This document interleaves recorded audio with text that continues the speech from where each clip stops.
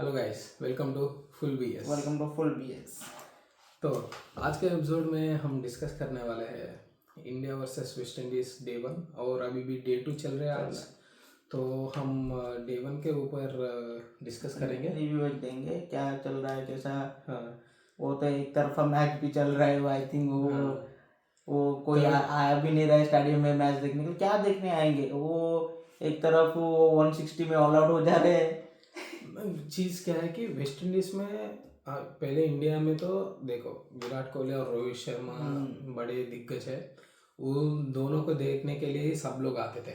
तो ये पहला टेस्ट सीरीज है जहाँ अश्विन, विराट कोहली और रोहित शर्मा तीनों नहीं खेल रहे एक इंडियन साइड में। ये बहुत बड़ा फैक्टर है, तो इसीलिए फैंस भी हमको कम देखने मिल रहे हैं और बहुत चर्चा भी हो रही है इसके ऊपर। क्या है कि मेरे को लगता है कि वो फैंस को भी समझना चाहिए, सभी का एक टाइम है। वो अभी गए हैं तो वैसा नहीं है कि तुम वेस्ट इंडीज को सामने देख रहे हो इसलिए वो नहीं आ रहे हैं, लेकिन धीरे धीरे वो शुभमन गिल को भी कैप्टन के थ्रू उनको एक्सेप्ट करना पड़ेगा।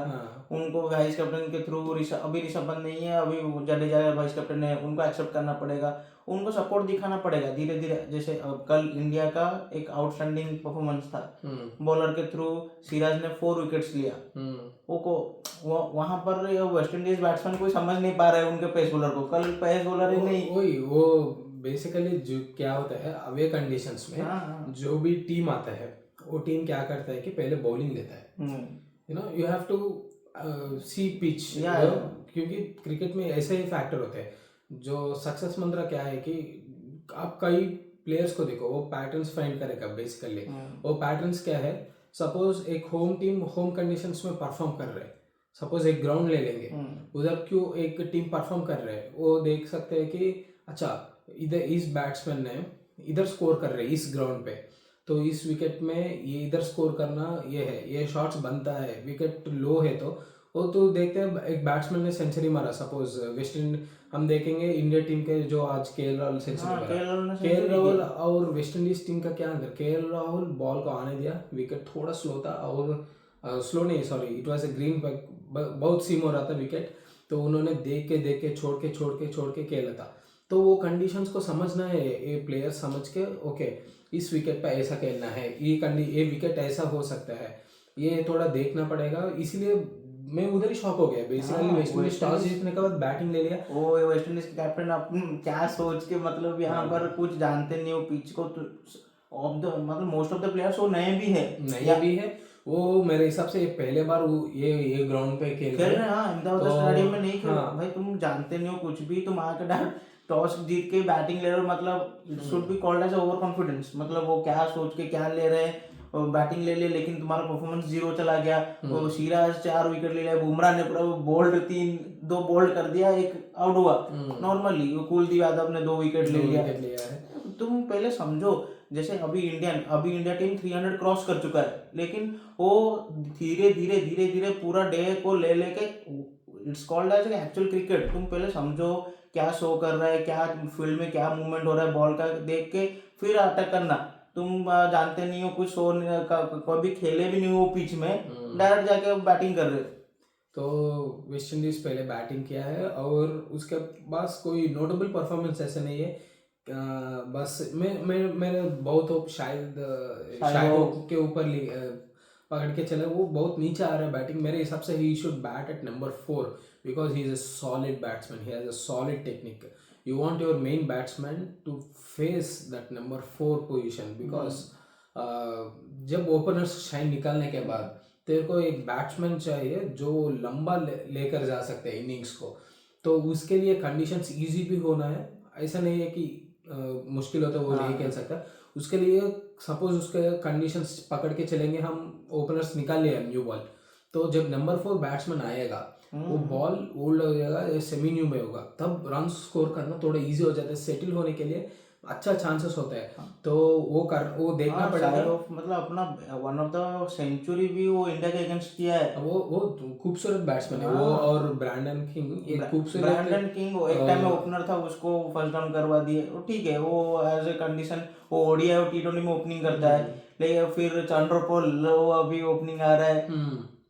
तो चंद्रपाल भी अच्छा बैट्समैन है, लेकिन ये वेस्ट इंडीज याद रखना है कि ये बांग्लादेश या छोटा छोटा पाकिस्तान जैसा टीम नहीं है, ये बहुत बड़ा टीम इंडिया है। तो बॉलर्स का क्वालिटी भी हमारे पास बहुत अच्छा है, तो वो पकड़ के चलना है। वेस्ट इंडीज को देख के खेलना है। बेस्ट टीम एक्चुअली प्लेयर्स अभी खेल रहे इंडियन टीम में, वो पकड़ के चलो। यही टीम आपको WTF मतलब वर्ल्ड टेस्ट चैंपियनशिप के फाइनल में भी दिखेगा।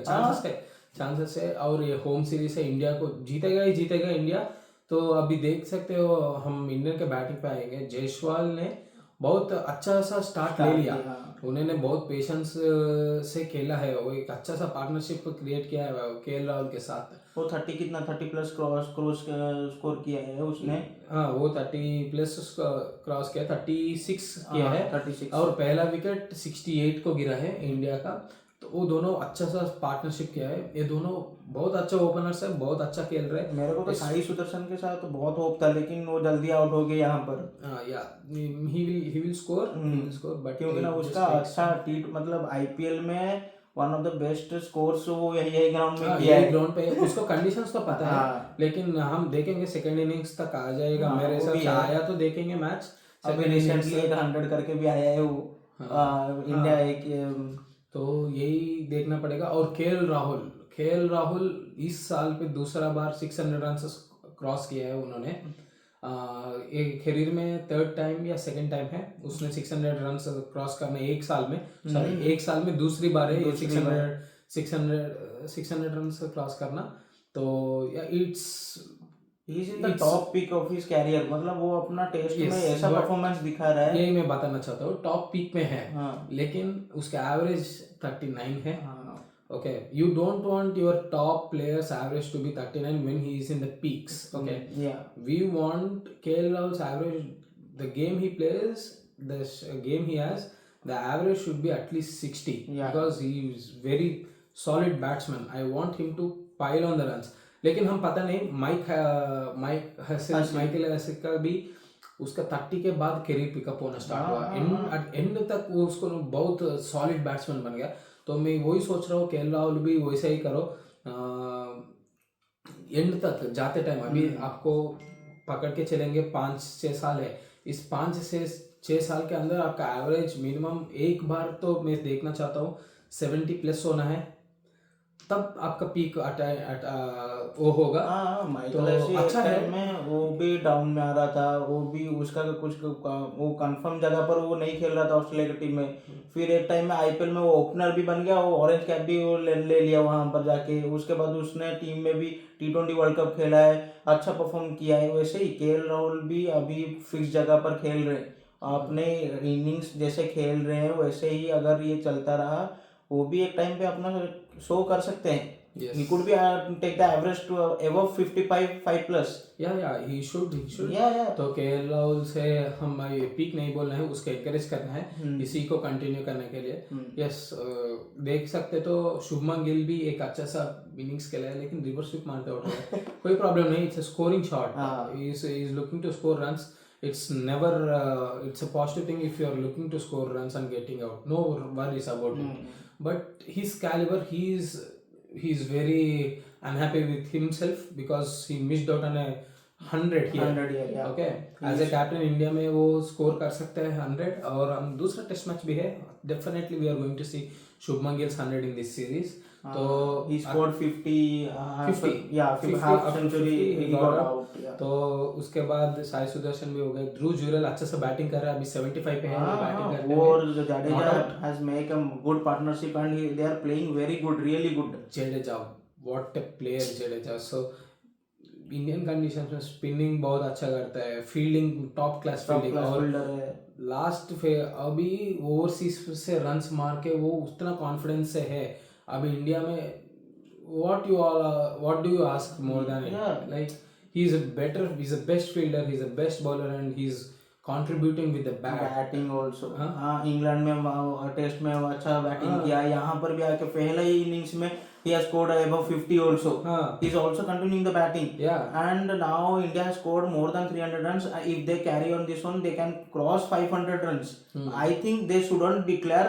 They should make a huge run and give them a nice competition to the देखो विन हमको पता है कि वेस्ट इंडीज ऑल आउट हो जाएगा, वो सेकंड इनिंग्स में भी वही 200-150 के अंदर ही ऑल आउट हो जाएगा, जीतेंगे ही। लेकिन वो हमारे प्लेयर्स को ऐसा एक शो साइन करो यही टेस्ट में कि हर कोई जाने कि हमारे डाउन प्लेयर्स भी, मिडिल ऑर्डर प्लेयर्स भी कैसे शो कर सकते हैं, सबको पता चलना चाहिए ऑल ओवर द वर्ल्ड। ये एक्चुअली एक प्रैक्टिस मैच जैसे, प्रैक्टिस मैच भी नहीं, ये देखना है कि बैटिंग का स्ट्रेंथ क्या है। अभी हमारे पास और 2 बैट्समैन है नीचे, नीतीश कुमार रेड्डी और वाशिंगटन सुंदर, इन दोनों को भी एक्सपोज करो।